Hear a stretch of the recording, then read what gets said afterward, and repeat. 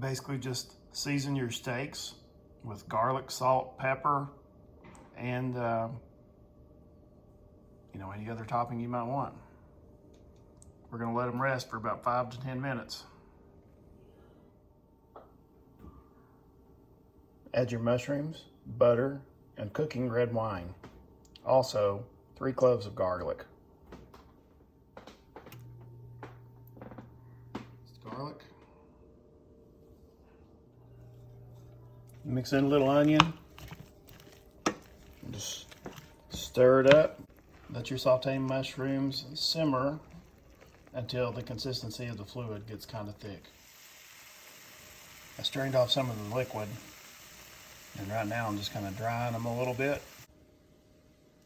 I saved the liquid from the mushrooms, and I'll use that for a topper on the steak.